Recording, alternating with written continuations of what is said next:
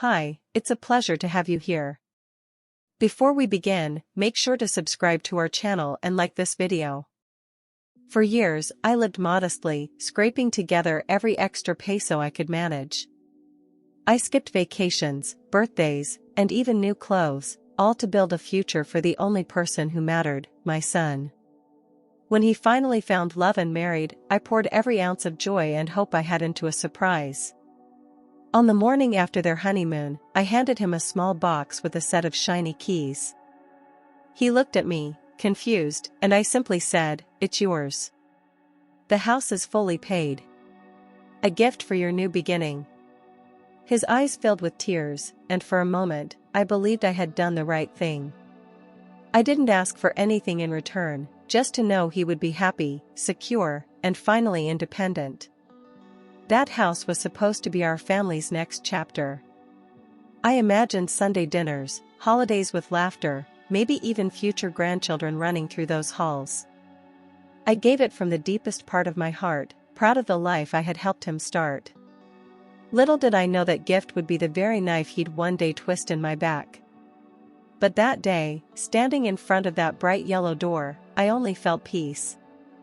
I had built something solid. Something lasting. I watched them move in with excitement, decorating, unpacking boxes, talking about dreams. I thought to myself, this is it. I can rest now. My heart was full, and though the house was in my name, I never reminded them. It wasn't about control, it was about love. I had given them everything I could. Or so I thought. The week after the move, I waited every evening with anticipation. I kept my phone nearby, silencing the TV just to hear it ring.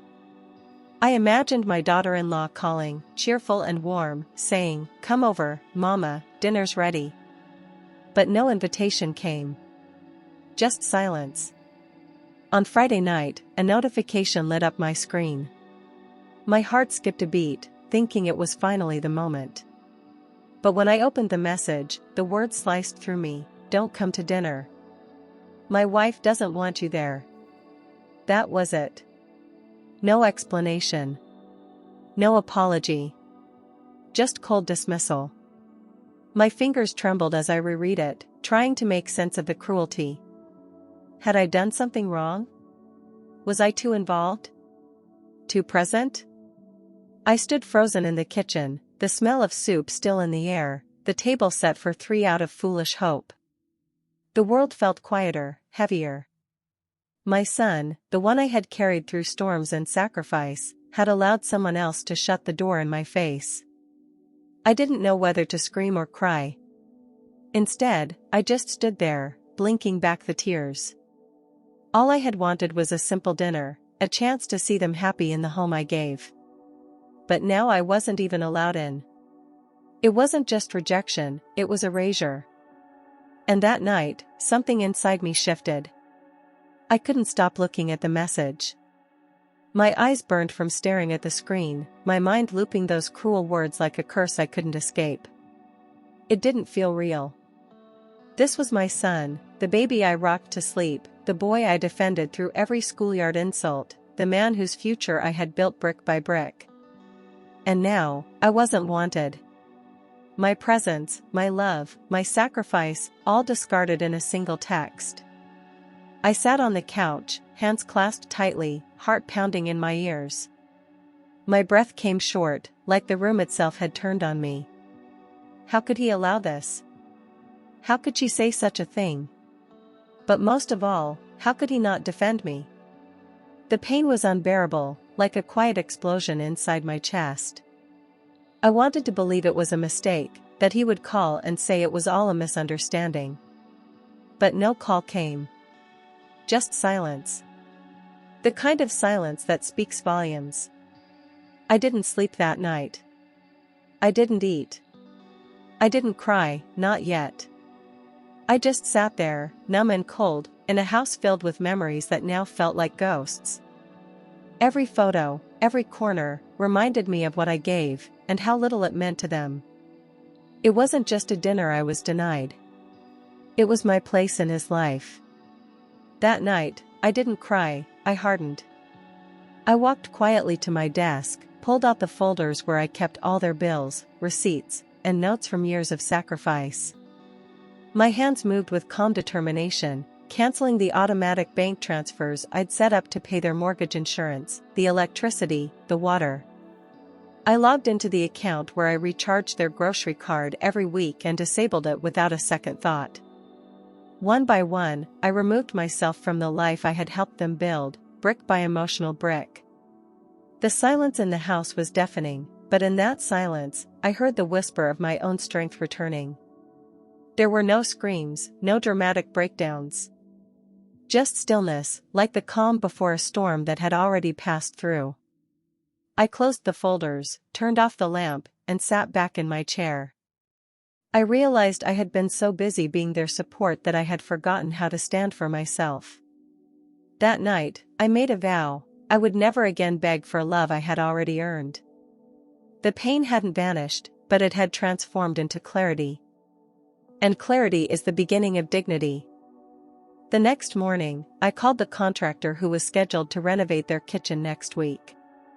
I told him the plans were cancelled, indefinitely. He asked if everything was all right, and I answered simply, yes. I've just decided to stop giving where I'm not welcome. I felt the words come out firm, but inside, I trembled. This wasn't about money anymore, it was about respect. I had spent too many years swallowing disappointment for the sake of peace, and now, I finally understood, peace shouldn't cost self-worth. That call was the last string holding together the illusion that I was still part of their life. By noon, I had written a list of every way I had supported them since the wedding, not to throw it in their face, but to remind myself of what I had done. I needed to see it, black and white, and let it burn in my memory. That list wasn't guilt, it was proof of love. But now, it was time to redirect that love. The mother they thought would always be there to fix everything had made her final sacrifice. I folded the list, placed it in my drawer, and walked away from the role they took for granted. That was the moment I chose my dignity over pain. At exactly 8 a.m., my phone rang. It was my son. His voice was cracked, shaky, like a boy lost in a storm. "Why did you stop everything?" he asked between sobs. I closed my eyes, held the phone tight, and answered without emotion, "You asked me not to come. So now, I won't." There was silence on the other end, a silence so loud it echoed in my bones. I knew he didn't expect consequences. He had grown used to unconditional support, not realizing that even unconditional love has limits. I didn't scream, I didn't argue. I simply ended the call and placed the phone face down on the table. My hands trembled, but my soul stood firm. That morning, I didn't cry for his pain, I cried for mine, finally allowed to surface after years of being buried beneath smiles. The tears came slowly, quietly, not from weakness, but release. They were tears of goodbye, not to my son, but to the version of me who never said enough. That woman was gone. And in her place stood someone he never expected, a mother who had learned how to let go. After the call ended, the messages started pouring in. My son sent long texts filled with confusion, regret, and desperation, begging me to explain what had changed. But I didn't respond, not out of cruelty, but because I had already explained everything with my silence. Then, the phone rang again, this time his wife. She wasn't crying. She was furious. "You're just being dramatic," she snapped, as if my pain were some performance staged for attention. "You're punishing us." I took a breath, steady and cold. "No," I answered, "I'm setting boundaries." She scoffed and hung up. To her, I was a nuisance, a meddling mother-in-law who had outlived her usefulness. But I knew better. I wasn't asking for gratitude anymore. I was demanding respect. And for the first time in a long time, I felt no guilt about it. 3 days later, while sipping my morning coffee, a neighbor from their street messaged me out of the blue. "I thought you should see this," she wrote, attaching a photo. I opened it, expecting maybe a house update or something trivial. But what I saw made my stomach turn. There they were, my son and his wife, smiling under a banner that read, "No in-laws allowed." Laughter surrounded them, drinks in hand, the living room I paid for full of strangers celebrating my absence. My hands trembled as I stared at the image. I zoomed in and saw my son, my child, grinning as if nothing was wrong, as if excluding me was a joke worth celebrating. The house I sacrificed for had become a stage for my humiliation. It wasn't just that I wasn't welcome, they had made it public. I felt the blood drain from my face, but I didn't cry. Instead, I felt something colder, sharper, rising inside me. This wasn't about hurt feelings anymore. This was betrayal. They didn't just reject me, they mocked me. Lied to my face while using my money, my home, my trust. And now they were proud of it. I stared at the photo again and again, unable to recognize the man I had raised. Where was the boy who used to write me notes saying I was his hero? Where was the gratitude? The love? All I saw now was a stranger, standing beside a woman who had turned my son into someone I barely knew. I had always feared being left out. But I never imagined being laughed at.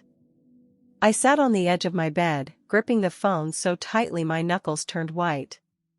Rage and sorrow battled inside me, but above all, there was a chilling clarity. I had been too kind, too forgiving, too blind. That party wasn't the beginning, it was just the proof of everything I had refused to see. They had never truly respected me. They had only tolerated me when it was convenient.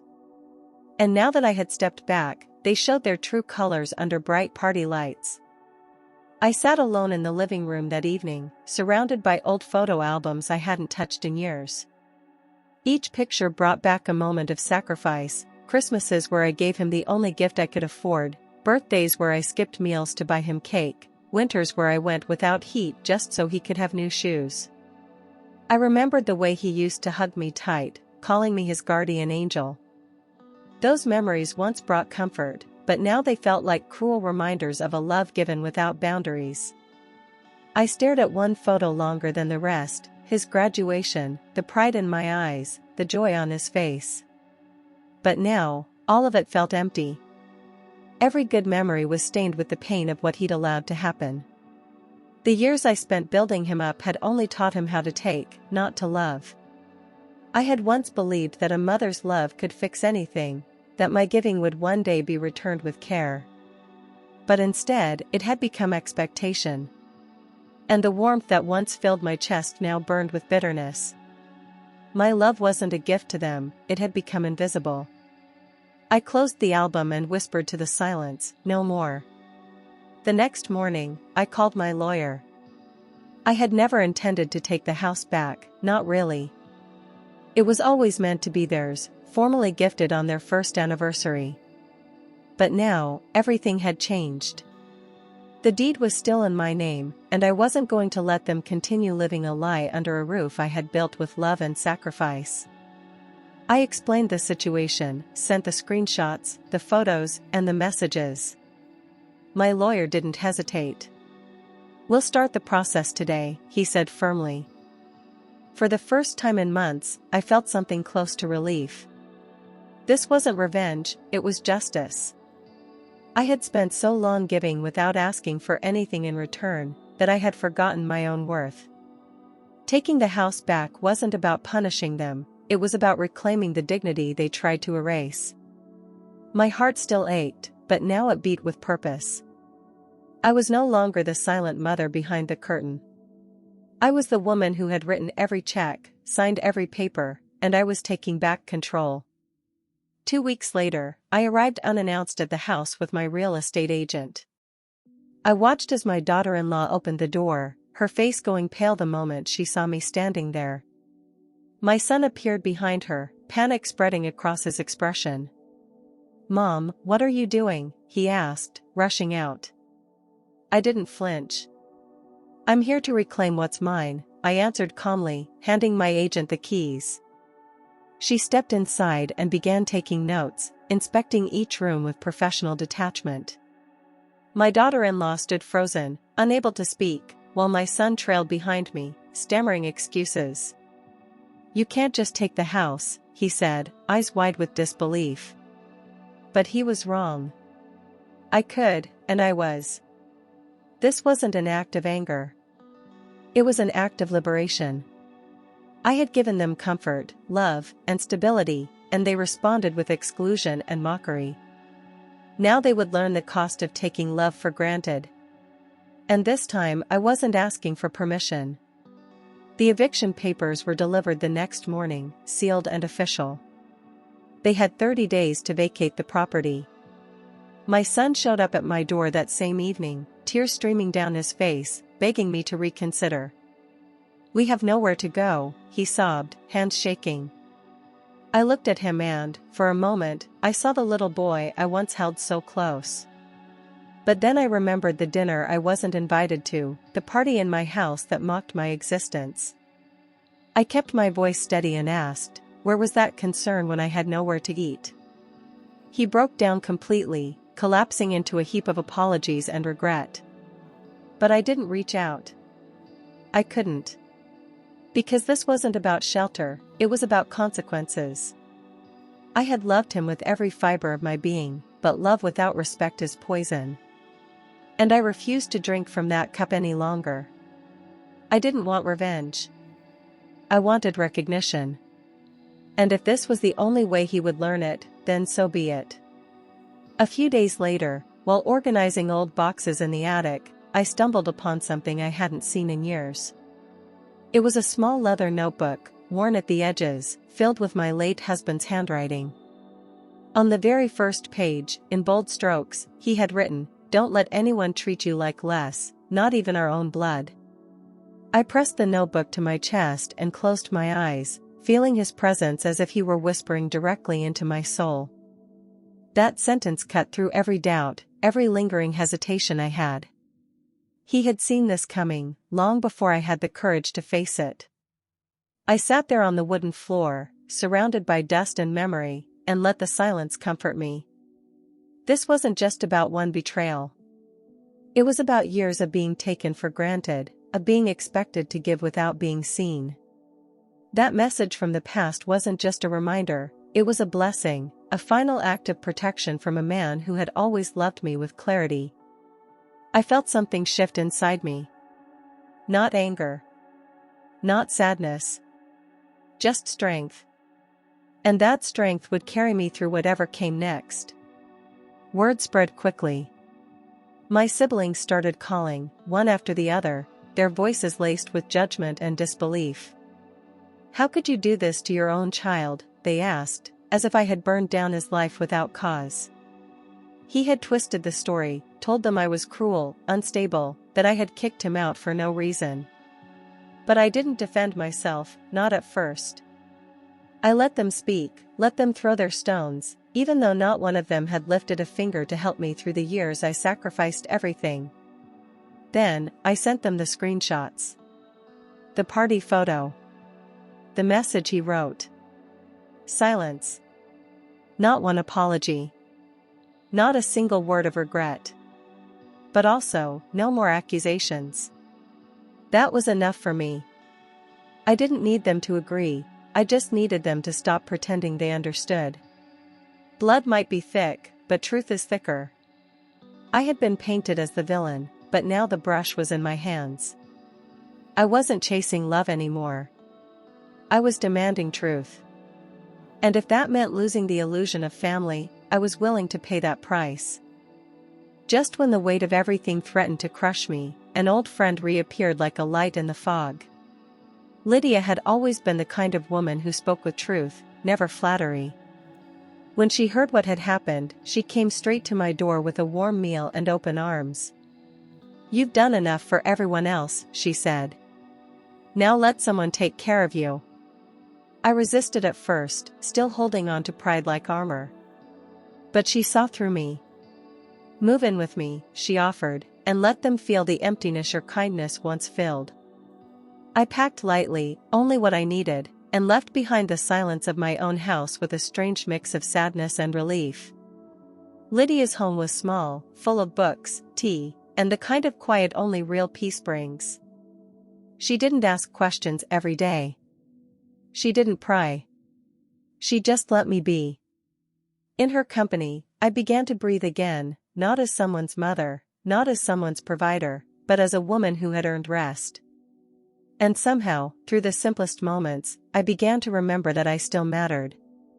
Meanwhile, their perfect little world started to crack. With no income and no safety net, they quickly ran out of options. My son had never saved a dime, he had relied on me for everything, down to the groceries and utilities. His wife, so proud and dismissive, hadn't worked in years. When the bills came, there was no one left to shield them. They reached out to other relatives, but no one wanted to get involved. It was as if the entire family had gone silent, unwilling to enable the betrayal any longer.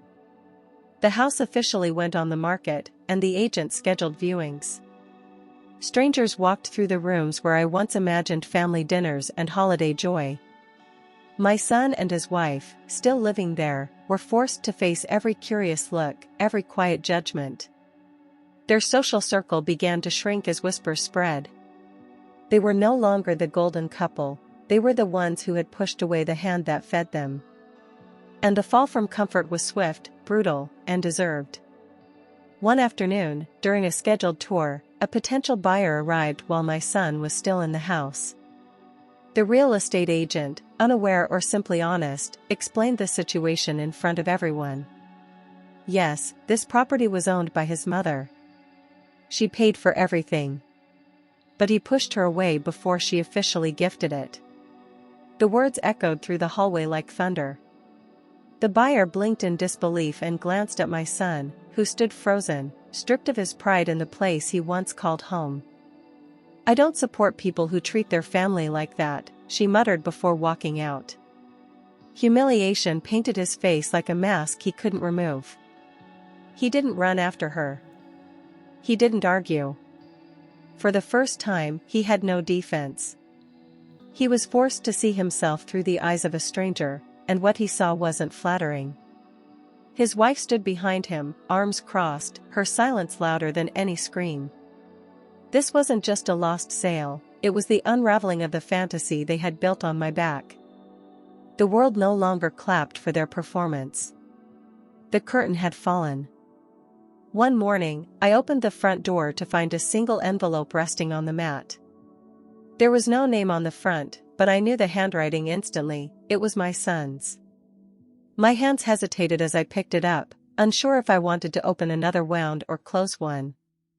Inside was a handwritten letter, long and messy, filled with words I had waited years to hear. He admitted everything, the manipulation, the pressure from his wife, the shame he buried under pride. He wrote of nights he couldn't sleep, haunted by the silence I had finally chosen. The last line was what pierced me deepest. It read, "Please, Mom, don't forget I was once your little boy." I held the letter to my chest and sat down on the edge of the bed, unable to stop the tears. Not the kind of tears born from anger, but from mourning what had been lost. I had loved that little boy more than life itself. But the man he had become had pushed me so far away, I wasn't sure how to reach him anymore. The letter didn't fix everything, but it cracked open the door I had slammed shut. I held on to that letter for hours, reading it again and again, searching between the lines for sincerity. My heart ached with the desire to run to him, to forgive it all with one embrace. But my mind whispered reminders of every humiliation, every ignored call, every time he chose silence over defense. Could I forgive someone who stood by while I was erased? Or was this just another attempt to pull me back into the role of silent giver? I couldn't answer right away. I needed time. I walked through the house, thinking of every version of myself I had been over the years. The mother. The provider. The protector. And now, the woman who had finally said, enough. I wanted to believe he had changed, but I had believed in many things before. Forgiveness is not forgetting. It is choosing yourself first and deciding what love looks like the second time around. And I knew that this time I wouldn't let love make me invisible. I agreed to meet him for coffee. He arrived looking like a shadow of the man he once tried to be, thinner, pale, and humbled. He didn't speak at first. Just sat across from me with his hands folded and eyes glassy. Then finally, softly, he said, "I'm sorry, Mom. Not just for what I did, but for not protecting you when I should have." I watched him as he fought back tears, and for the first time, he didn't look like a boy trying to escape guilt. He looked like a man carrying it. I listened quietly, letting his words settle like dust. "I'll always love you," I told him. "But love isn't blind anymore." That single sentence left him speechless. And in that moment, the balance shifted. I wasn't the weak one. I wasn't the broken one. I was the one who survived it all, and now stood stronger, not in spite of the pain, but because of it. Just weeks after our coffee, he called to tell me he had filed for divorce. His voice was steady, almost hollow, like a man walking through ashes with no more strength to pretend. "She took everything," he said quietly, "even the savings I thought we had." He admitted he had been living in denial, too afraid to see the truth, too proud to accept help. Now, stripped of comfort, reputation, and illusion, he had nothing left but his name. And somehow, for the first time, he was truly himself, flawed, raw, and painfully honest. I didn't rejoice in his pain. That's not what mothers do. But I did feel something real for the first time in years, respect. Not for the suffering, but for the courage it took to finally face it. Divorce was never part of the plan, but neither was betrayal. Sometimes you don't get to rewrite the beginning, you just learn to end the wrong chapter and start again. And as I listened to him speak with no excuses, I knew the healing had finally begun. He moved into a modest one-bedroom apartment on the edge of town. It wasn't much, peeling walls, a second-hand couch, a tiny kitchen, but it was his. For the first time in his adult life, he started working 2 jobs, waking up early, budgeting every dollar. He joined a therapy group, quietly trying to understand the patterns that led him here. There was no more ego, no blaming others, just slow, patient rebuilding. And I watched it all from a distance, never interfering, never rescuing, only observing. I received no requests for money, no dramatic midnight calls, only updates, simple texts about his progress, his exhaustion, his efforts. He didn't ask for approval. He was trying to earn his own. And that alone spoke volumes. For the first time, he was learning what I had always hoped he would: self-reliance, humility, and the value of dignity. This was not the son I had lost to pride. This was someone new. And though I loved him then, I was learning to love this version even more. Every Sunday, like clockwork, a message would arrive. Not to beg or manipulate, but to say, "I'm still trying, Mom." Sometimes it was a photo of a meal he cooked, other times just a sentence about his day. In those small gestures, I saw a man reaching, not for comfort, but for connection. He never used the word mom again until month 5. That morning, he sent a voice note. Just one word, "Mom?" My breath caught. My heart didn't know whether to weep or sing. I didn't reply immediately. I needed to feel that word, let it settle inside me like sunlight after a long winter. When I did answer, I kept it simple: "I'm listening." That was all he needed. And somehow, that was everything. We were no longer stuck in a pattern of pain. We were building something new, not from guilt, but from respect. And in that space, trust began to breathe again. With the house sold and the past finally behind me, I did something I hadn't done in decades: I chose myself. I booked a trip to a quiet coastal town I had only seen in postcards, packed a suitcase with colors I hadn't worn in years, and walked away from my old life without apology. I took painting classes by the ocean, joined a choir of women who sang like they had survived storms, and for the first time in my life, I laughed without fear of being needed. I wasn't just someone's mother anymore, I was a woman with dreams of her own. The air tasted different. I was no longer surviving. I was finally living. The freedom felt strange at first, like walking barefoot after a lifetime in tight shoes.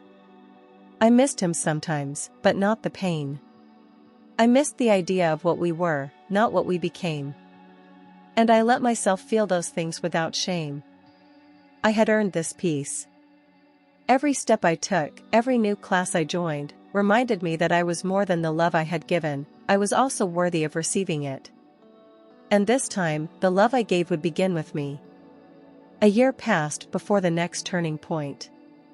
One evening, as I returned from choir rehearsal, I found a letter in my mailbox, not digital, not typed, but handwritten in my son's familiar style. Inside was a simple message: dinner. Just you and me. No wife. No lies. No games. I sat with the letter in my hands for several minutes, letting its honesty settle. There was no manipulation in it. Just a quiet request.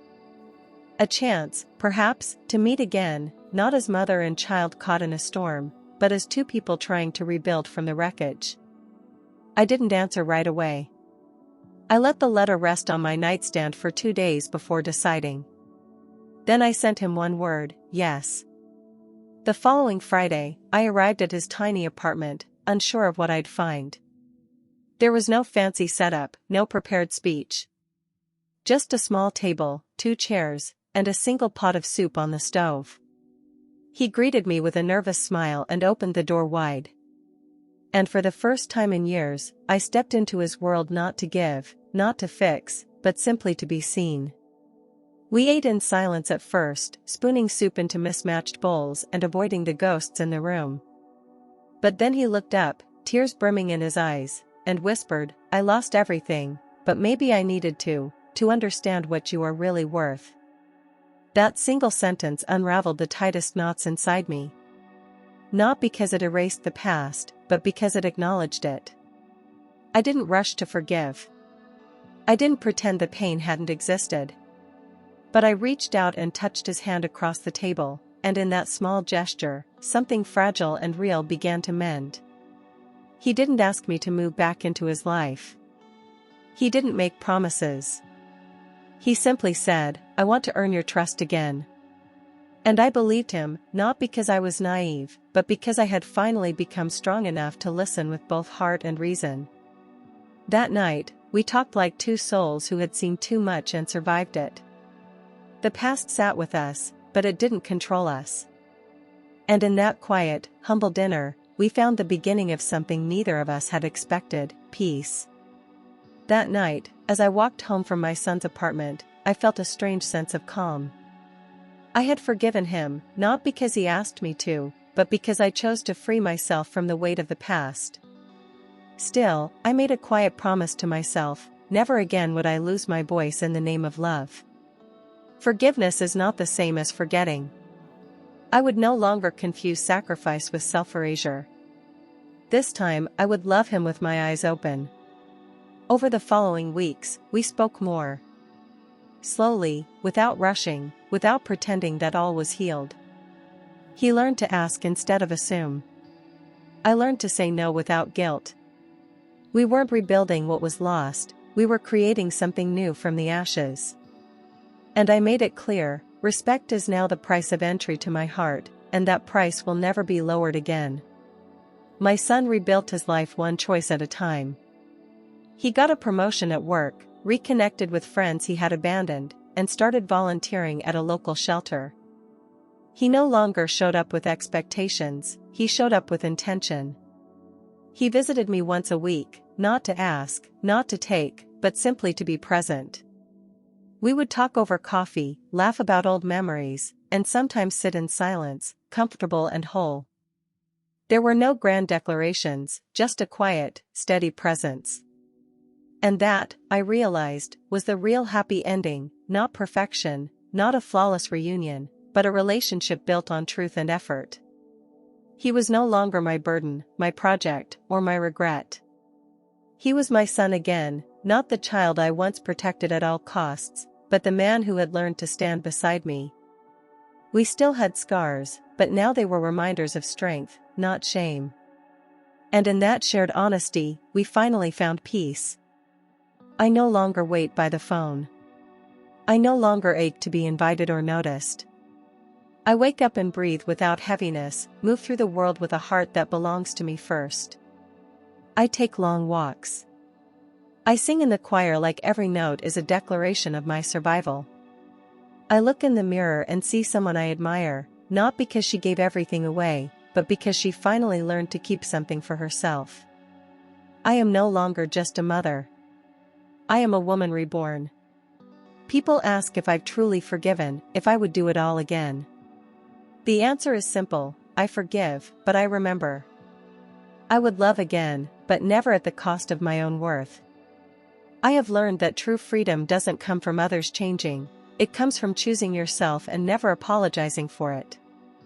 And now, when I think of the house, the pain, the silence, I no longer feel broken. I feel whole.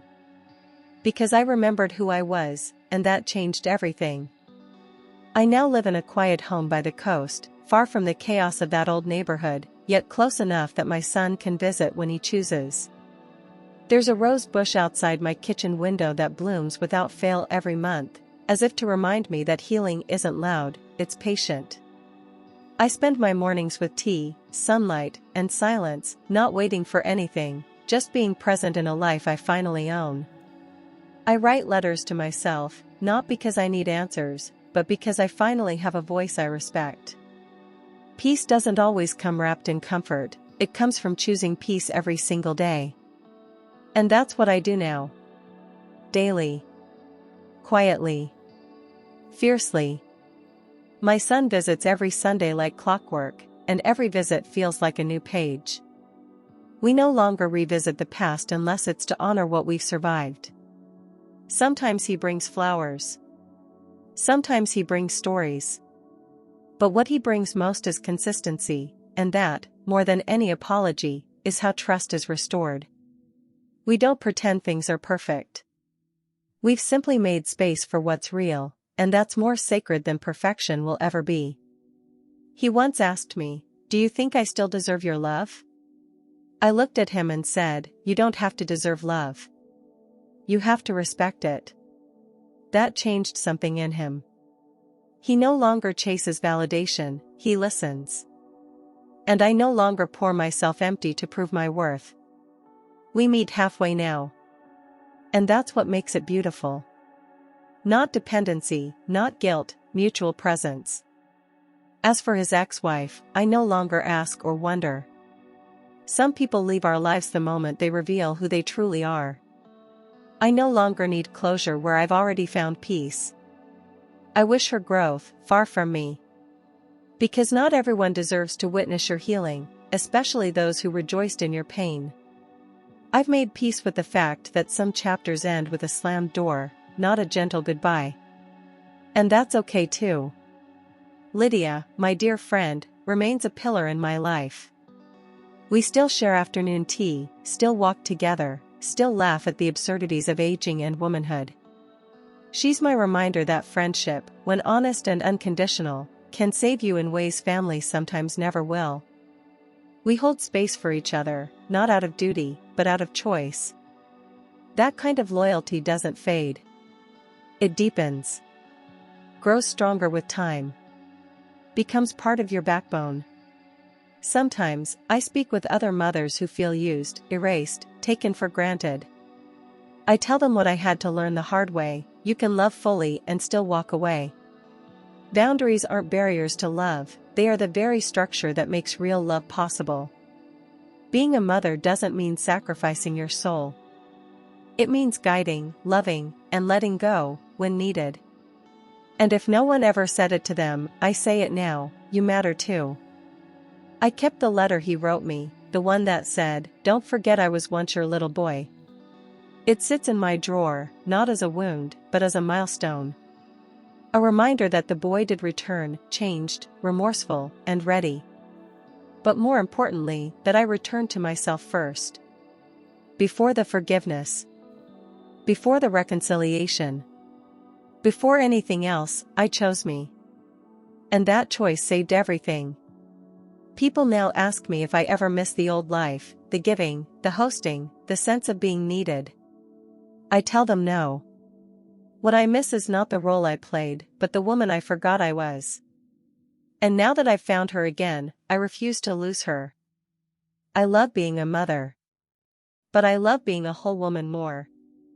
And now, I am both, with balance, with peace, and with unwavering self-respect. I walk through the market now and strangers greet me with smiles. Not because they know my story, but because I finally walk with my head held high. My steps are no longer heavy with regret. They are light with purpose. I don't wait for invitations anymore. I create my own table, cook for myself, and invite only those who bring peace, not expectation. And that, to me, is freedom. So yes, this is the end of the story. But not the end of me.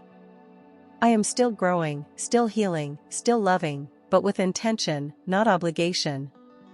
I no longer live to be chosen.